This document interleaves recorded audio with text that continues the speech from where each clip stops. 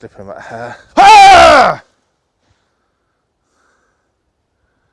That you think he's not going to go for that one. So that hare's going to do a jump. He's going to jump.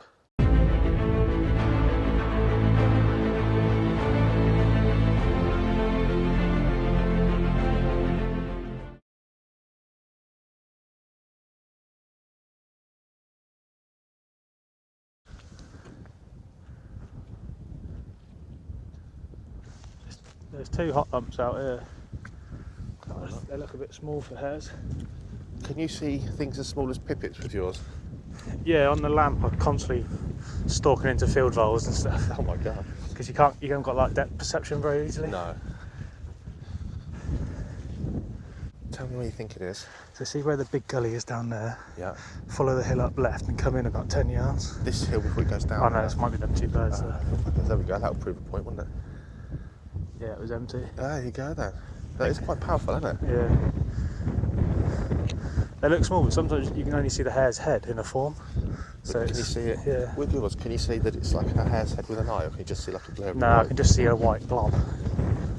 There's heat there, so you can't always tell what it is. I was out with another guy and he had the really expensive binocular ones. Yeah. And they were, you know, you could see partridge and things, but you could see them clearly. You could see, we could see a deer, and it was a deer, but it was, do you know what I mean? It was like looking through binoculars with a funny lens. Like. Yeah. If it's something like, trouble is with hare in a form, it's just, the whole point is not to be seen, isn't it? So it sits right down. Yeah. It's hard to differentiate what's... It doesn't heat up all the mud around it, does it? Whereas on the lamp at night, you can see him. You can see the difference between a rabbit and a hare when they're walking about. Yeah, I see it there. It's nice to be out, but couldn't have picked a windier day, really, could we? For Zeus's first flight. Oh, I forgot how heavy he is. It's uncomfortable, isn't it? It's a bit different. Look at this kite, look, it's right over your head, look. They're waiting for Steve, the photographer. So he's weighing £8 9 ounces. What does Alan weigh? £1.12? £1.12, yeah, roughly. Yeah, it's a big difference, isn't it? Yeah. Feels a big difference.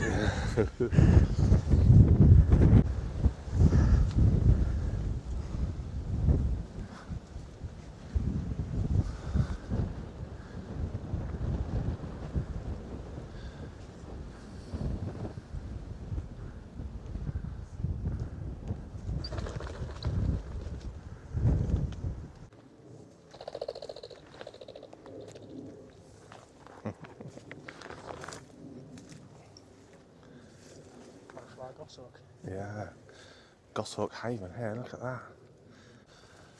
So for small hawk, this kind of land is just heavenly, you know. Pardon? Yeah. You know, this is back in the day where we are. You'd be expecting rabbits to run out underfoot, sighting flying, pheasants to suddenly burst up, hares to get up. From the eagle point of view, certainly no rabbit's going to get up, I don't think, very unlikely. And he's not going to chase pheasants because he's not allowed to chase birds. And... Ah!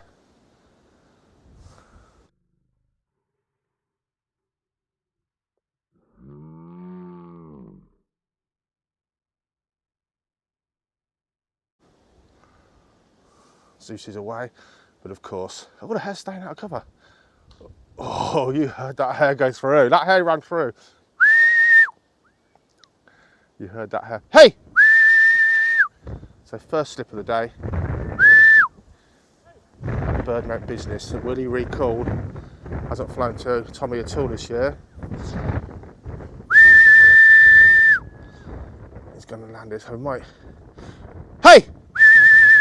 He's coming, he's coming! Hey! Has he got... You know, this is totally... You guys know what you do with your birds. He's totally not flown to anyone this year. Good boy! He knows Tommy well. Oh, wow, I missed that all on film. Wow, look at that. What a great boy. So, we've not done anything with him. I've done a couple of days just flying him down his zip wire to the fist. He hasn't been handled by Tommy at all yet, you know, this season. He meant business with that hair. A little bit nervous, but look at that. Back to the glove. Pardon? I didn't read the wind very well. No, that's good. I didn't get that. His landing on film. I was pointing too high. That's good though, weren't it? Yeah. You know, he wanted that hair, didn't he? Yeah. And that weren't a bad bit of messing around to come back to the glove. He's not flown to you for a long time. Another yard you would have put in on that. Yeah, it thumped through, didn't it? Yeah. We'll see. It Went through and cut left, I think. It did. It definitely.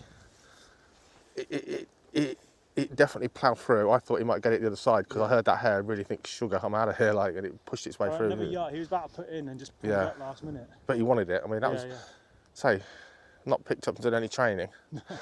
And he's come back without too much fuss at all. And he definitely wanted that hair, didn't he? He come to you. It was like. Yeah, I know. I was thinking I'm going to put my hand up in a minute because it's the only way we're going to get it back. But then he did look round, didn't he? Yeah. I mean, you can't. I thought a bird. I mean, what a golden eagle! Like he's had all that summertime off. It's late season. That's November. We've basically got him down to flying weight. Took him out. He's behaved well. I think we could catch him up, but it's just getting the right hair in the right place and not overworking him. I think we'll get a good one on there. I'll have a look then. That was good though. Good flight. It ran the right way. It kind of went off a bit. Yeah, I just took his head off and waited for him to see it. Right. See what's in the next one. So at least we saw something. Yeah. Ooh. Right. This is a bit harder. So we get 40 or 50 red kites here in the winter, and they all, believe it or not, disperse early spring. Something in the next field, I think. All right then, so we just walk this one and see.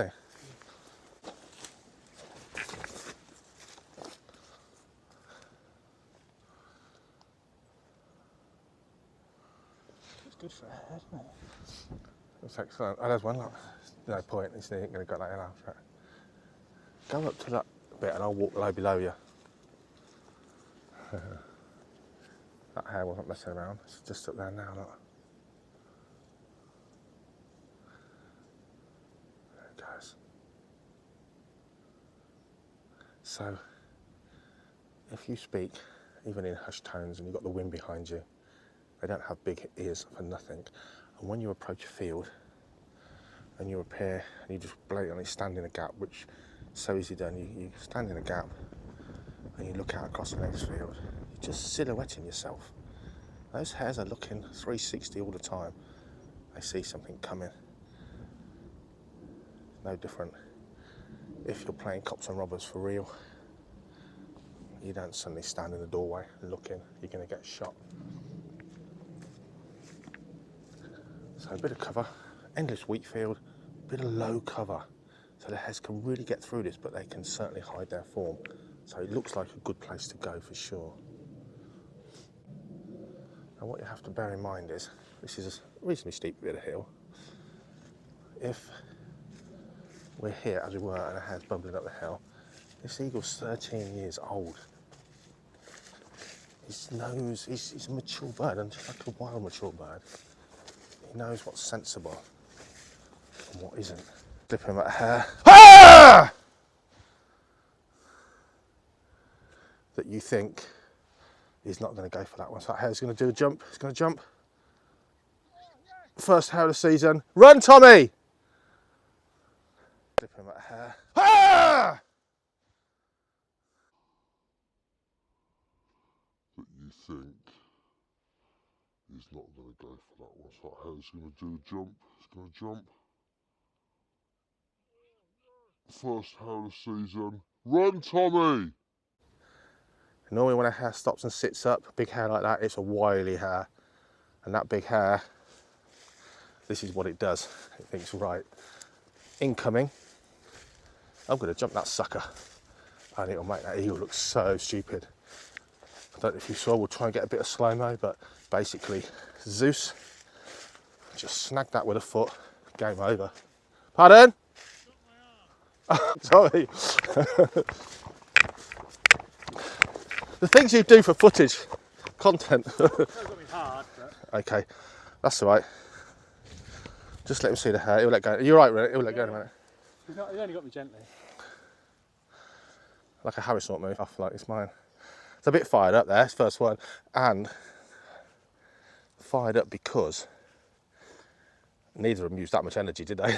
You know, he's got a lot of energy. If he'd really flown and had a bit of a battle, just keep still a minute, we'll let go in a minute. I went to neck it, and his foot was on the head. There we go.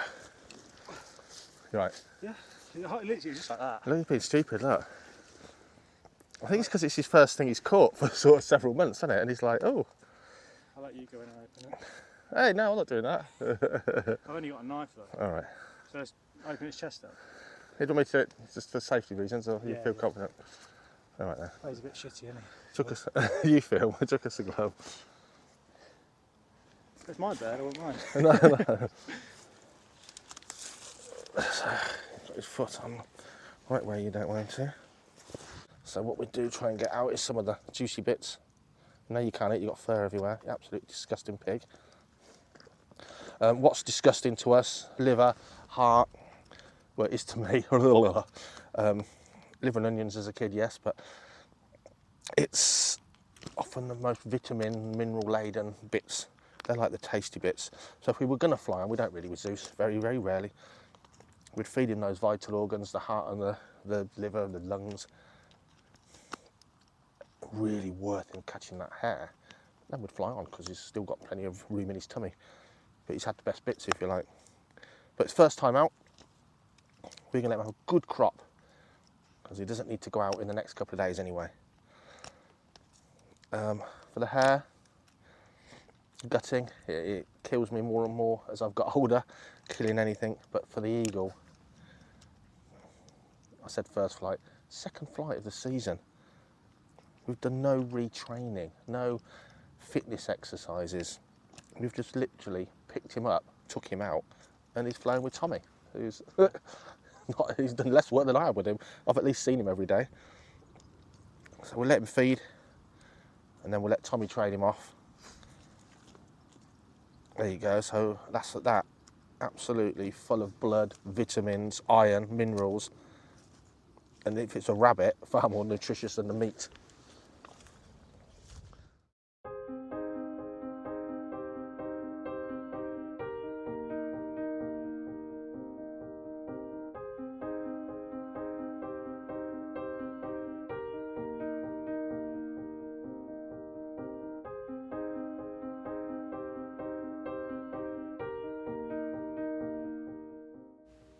People are quite afraid of eagles, even their own eagles. It's not really a way to practice falconry. You certainly need a level of fear and respect for your birds, but look at that. So just because it's a mighty golden eagle, they will step up off a kill like a puppy dog if they're treated right and they feel that you're a partnership and not just a thief and a slave driver. And you saw there, Tommy, he did it all right. Stepped the bird up, stepped over the hare, so it's immediately out of the line of sight of the bird. It's not going to suddenly look up from the fist and go, oh, look at that, massive dinner. And he's slipping that into his back pocket while the eagle's still eating a pickup piece. No robbery, no foul, no breakdown of the relationship, no messy episode while the bird's now trying to get back to its kill, hanging off its jesses. Oh, what a way to end your successful outing. The bird and you basically having a fallout because it sees or feels you've completely robbed it. You saw that. Big eagle, well capable of defending its kill. Absolute pleasure to work with. It's how you work with these birds.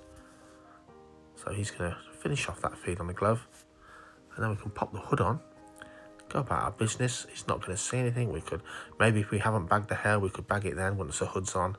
No rushing, no thieving, no fouling. Letting the bird feed well from what it's caught, not just constant robbery for a day old chick. On to the next one, on to the next one. It's just, we want a really nice animal to work with. And that's what we created with Zeus, really, you know, going back 13 years now.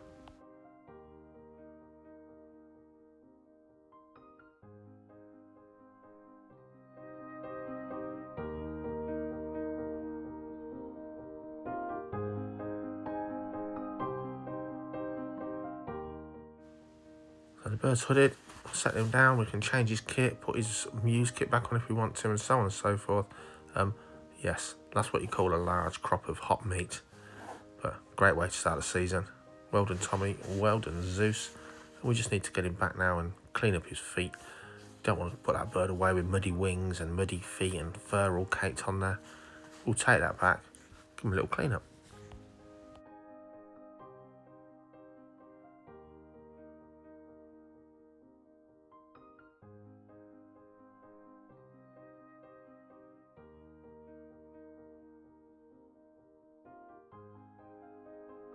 You could do this with a nice bucket of warm water.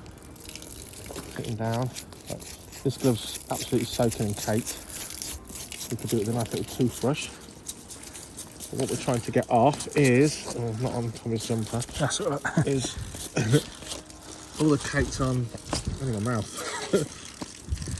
All the caked on hair and lead and just this stuff, even if your bird baths, it takes a while to get it all off and it's just bad, certainly with hairs. And where you definitely want to get is underneath those front talons where they meet the flesh, meet the toe. I've had a few birds before where you end up picking bits of wood off and there's a potential for infection. We're not manicuring him, we're just getting all the rubbish off them.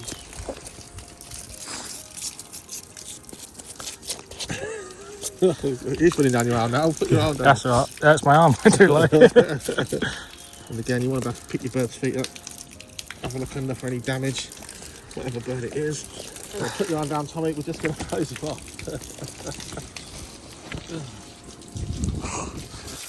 If you're hosing off a harristhorpe, don't. Get a bucket filled to the top with a little bit of soap and some warm water, and dip the tail and the primus down. Put the bird hooded if you can. Get the bird down in there. And just use your fingers to get the mud off if it's caked on mud.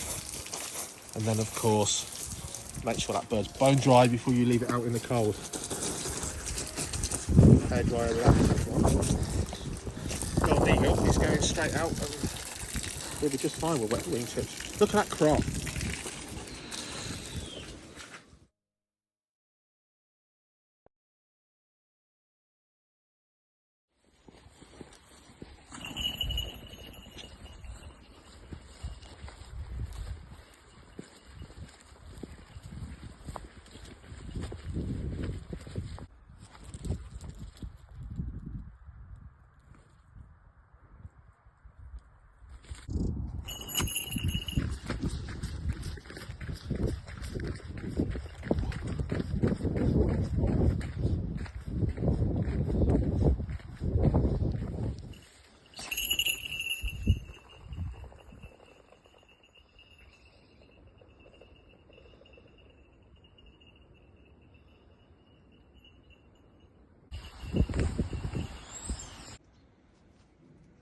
Who?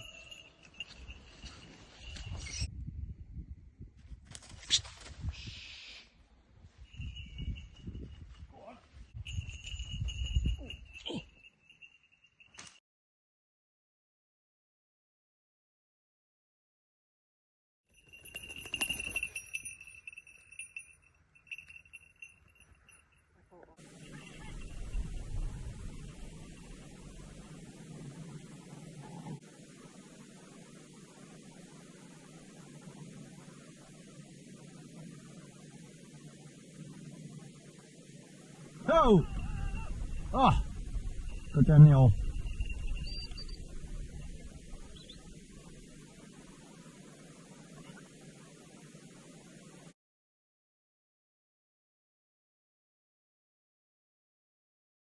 Right down in there. Yeah, look at it. Those dark, deep clouds. Yeah, see there. So it's got quite deep cloud ridges with a week running long on top. Weather this week's been freezing all day, followed by 13 degrees. Up and down all week. Frost last night. Blue sky, so we'll see what we see. I'll just walk back to halfway and just have a little scan about. So you can see the position of the mic. Wherever I put it, there's something that's going to knock at it. Him in this case. Telemetry straps, it's one of those things. He's training away. nice and dry in the wind and the sun. It's all ready to go. More interested to see if it's at a weight where, remember I've not actually recorded this yet, is it a weight where it's going to come back, or it's going to go peeing about in the wind, just looking for, self-hunting for hares really. So as you can hear, we're having audio problems worse than ever. Someone made a comment on the last video and I said that was already work in progress and getting better. The next video should be better still. So what's happened, I've really worked on now, guys, getting out with the mic on instead of just the phone mic. The wind muffler has been really good. The start of the video was as windy as it is on this part of the video.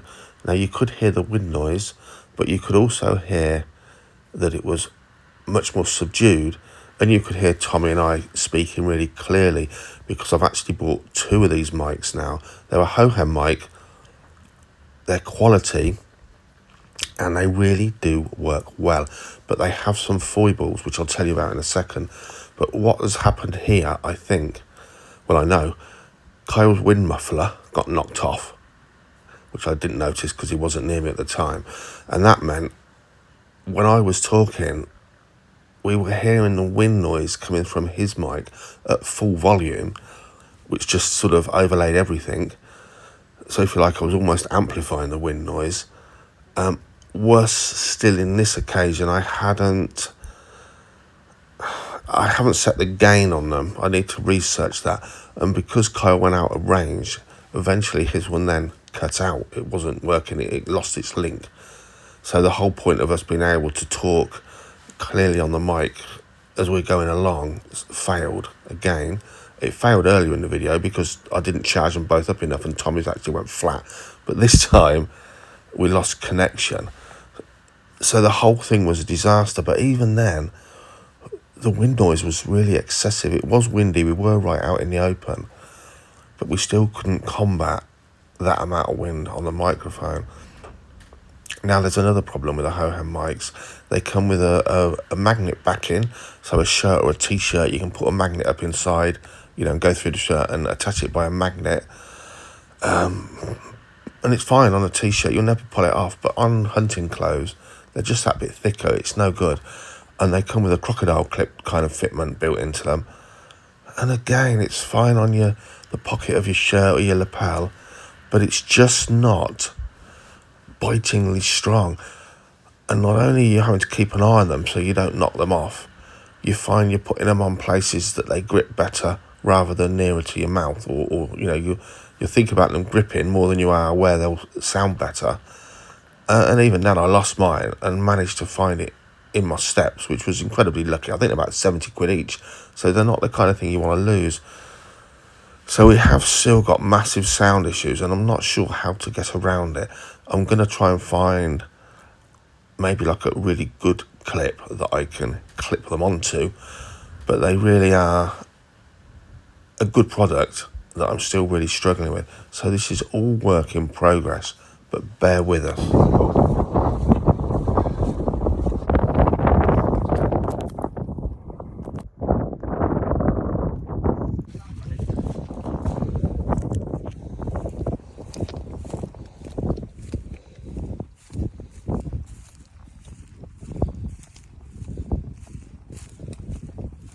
Oh, they're not running now. Well, they are now. There's white fluffy tails. Kyle better run because I ain't got the legs on that thing. Whoa! Good effort.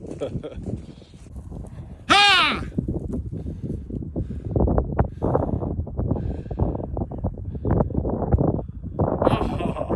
Oh, I thought that hare.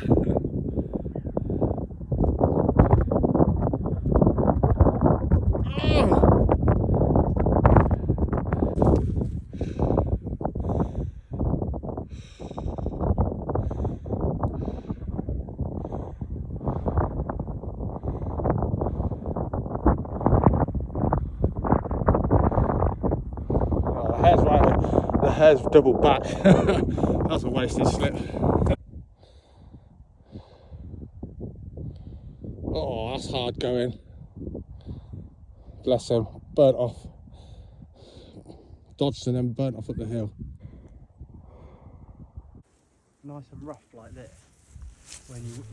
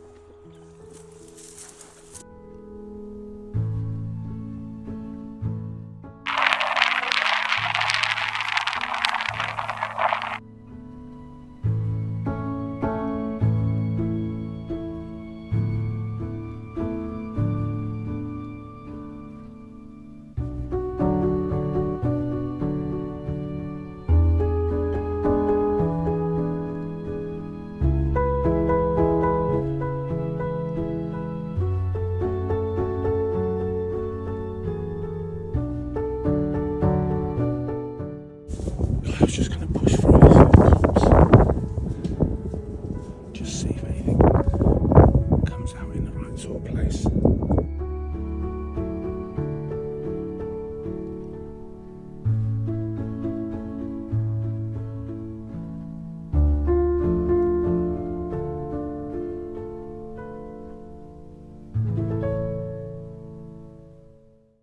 Just a quickie, guys, to say thanks so much.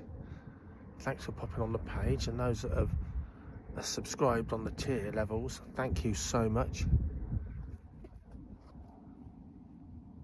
We're just out now trying to get some action. I've had a microphone disaster, as you can hear with the wind, but literally just to say thanks for popping over, appreciated.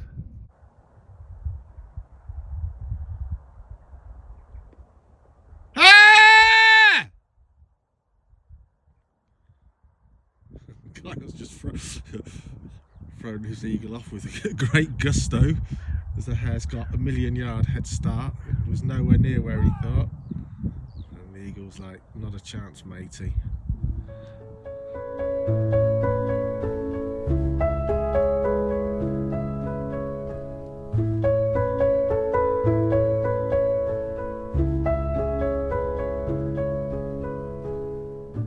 So what you saw earlier with the guys flying their Harris Hawks is perseverance, real perseverance and commitment. Relatively new falconers, and yet they've done so well because they're getting those birds out almost every day. They're persevering through the tough times and they're achieving success. And falconry is hard work. Kyle's travelled, how far has he travelled? About 220 miles from home to fly his eagle in Nottingham, and we got no footage of that, I wasn't there. And then just recently in this video today, if you like, with myself here in Northamptonshire on some of his old permission. And basically it just shows the time and commitment most of us have to have now to be good falconers. Very few of us now can walk out of our back door to endless good land holding endless amounts of game to make a good hawk. To do falconry well nowadays, commitment, probably more than ever, is key. Now, we'll end the video looking at Tommy, who is now flying Alan 6 times into Mewed, imprinted Harris Hawk male, and again, it's all about putting the time in, building up that bird's confidence, and now 6 years in, Alan is a machine. He's a huge male Harris Hawk, and Tommy is flying him pretty much every day. Now, Tommy works literally dawn till dusk all through the week. So how's he getting most of the flying in? He's doing serious lamping. In fact, this season, Tommy is lamping more than anything else, so he can fly his bird hunting every day, or rather night of the week. Now, all of us guys here, we tend to progress to looking for quality flights and more quality flights. Numbers are secondary by far, but this year Tommy's decided to keep a tally, and as you watch this video, he will have now exceeded 50 head of game with Alan. So not bad going in these times where, again, you don't walk, for most of us, we don't walk out of our back gate to game rich fields. We have to work hard, travel hard, spend the money, spend a lot of time. But yeah, he's going to keep tally. I'll let you know at the end of the season. But Alan, without a doubt, is a hawk that feeds himself and would feed your family. That's not bad in modern times. Our right to hunt, and so it should be.